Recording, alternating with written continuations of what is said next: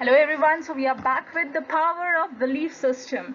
Yes, before that I would like to welcome you all to my channel. Now we understand that what is belief system. So we have been brought up in an environment where we used to hear this sentence like you do it this way, this is the correct way of doing it.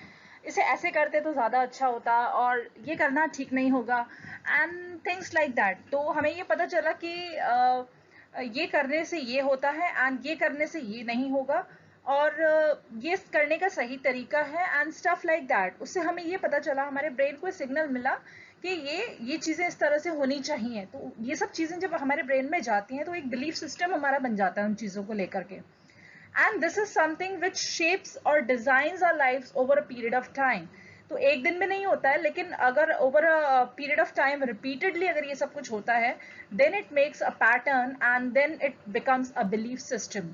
So what is belief system actually, ये आपको शायद समझ आ ही गया होगा इससे. Belief system कैसे आता है हमारे एनवायरनमेंट से जिसमें हम बड़े हुए हैं, जो हमने आज तक देखा है. हमारे जो भी फैमिली मेंबर्स हैं, जो भी हमारे फ्रेंड्स हैं, वो लोग हमें क्या बोलते हैं, किस तरह से वो लोग बात करते हैं, किस तरह के फ्रेंड्स हमारे हैं, उनसे भी हमारा बिलीफ सिस्टम बहुत हद तक अफेक्ट होता है.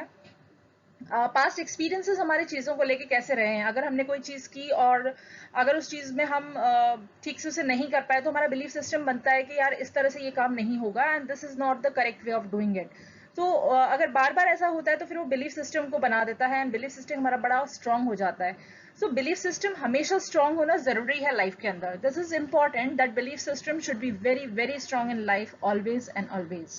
इससे हमें ये पता चला कि बिलीफ सिस्टम क्या होता है और कैसे वो हमारी लाइफ को डिज़ाइन करता है. एक्चुअली बिलीफ सिस्टम से यही होता है कि हमारे जो एक एक्शंस बनते हैं चीज़ों को लेकर के, क्योंकि हमारे माइंड में कहीं ना कहीं ये होता है कि इस तरह से इसको करना है and then we know the way of doing it and it actually affects a behaviour and actions and this is how it designs our life. So now we understood कि बिलीफ सिस्टम क्या है, कैसे बनता है और कैसे हमारी life इससे अफेक्टेड होती है या कैसे हमारी लाइफ को ये डिज़ाइन करता है.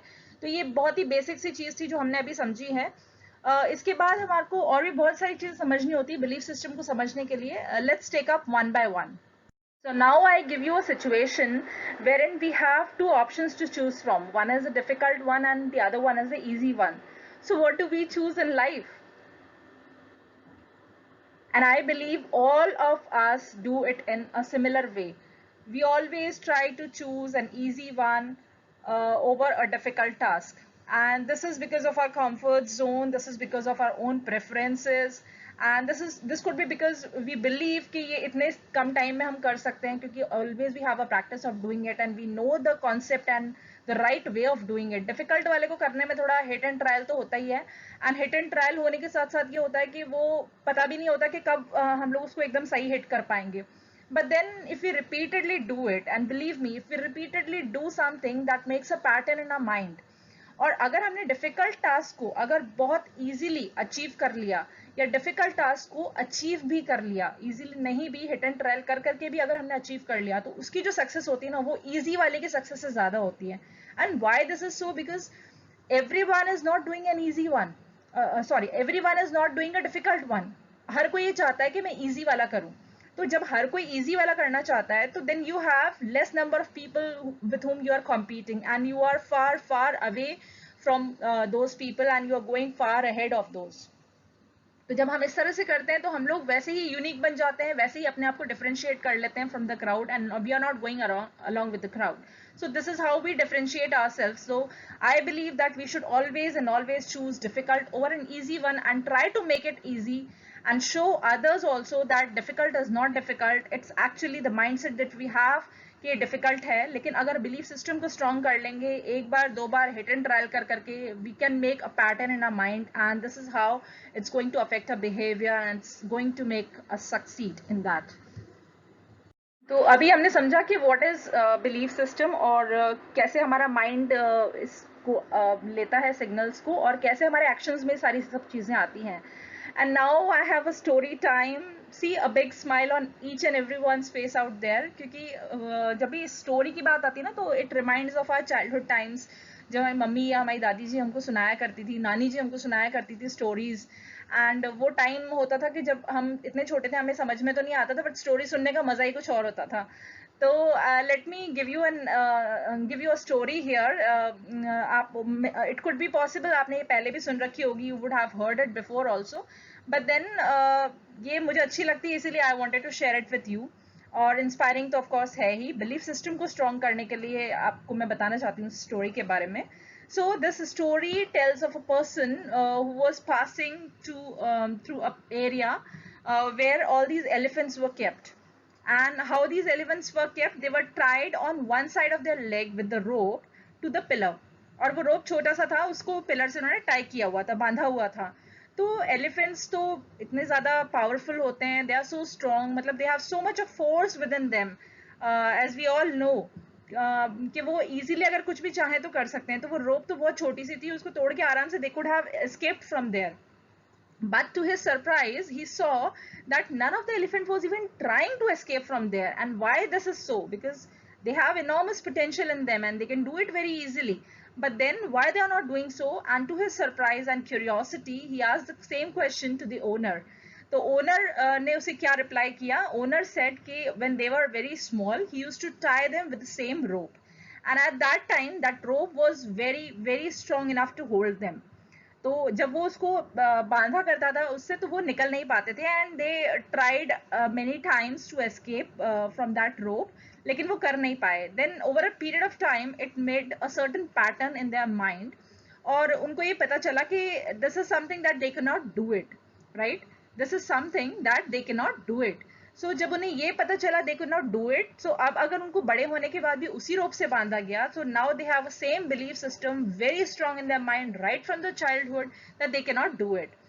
So nobody is now telling them that you can do it, right? So now they do not have any motivation, and over this they have a very strong belief that they cannot do it.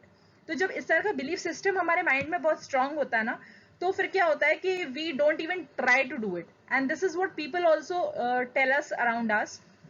जब भी कोई नई चीज करने जाते हैं ना, तो चार लोग तो ऐसा बोलने आएंगे ही आएंगे कि you can not do it and you will not be able to do it, this is not right, इसमें कुछ है नहीं, कुछ करने के लिए नहीं है, and why you are doing this is wastage of time, stuff like that.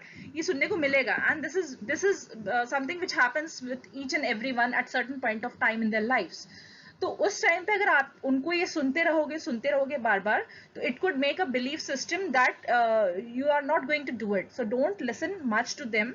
आप सुन रहे हो, ठीक है, उन्होंने बोला, that's fine, but you try to make your own belief system very very strong, right. So जब हम अपना बिलीफ सिस्टम अपने खुद के थॉट्स से, अपने खुद के कंटेंट से जो हम पढ़ते हैं, या जो हम वीडियो कंटेंट हम देखते हैं, या जो भी इस तरह की चीजें हमारे आसपास हो रही होती हैं, या हमारा आसपास का सराउंडिंग इस तरह का होता है, where we learn that this is something that can be done. तो ये पॉजिटिव जो अफर्मेशंस होते हैं ना लाइफ में, ये बहुत जरूरी होते हैं. And this shapes our behaviour also over a period of time.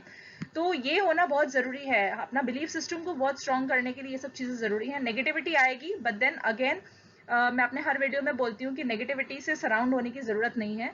Try to make your aura as positive as possible, so that even if negative things around you comes, that would not be able to affect you because of your own aura, the own positive vibes that you have around you.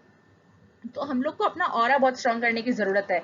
जब ये चीजें हो जाती है, negativity effect नहीं कर पाती है. And on top of that belief system तो स्ट्रॉन्ग हमें करना ही है, तो अफर्मेशंस की बहुत जरूरत होती है.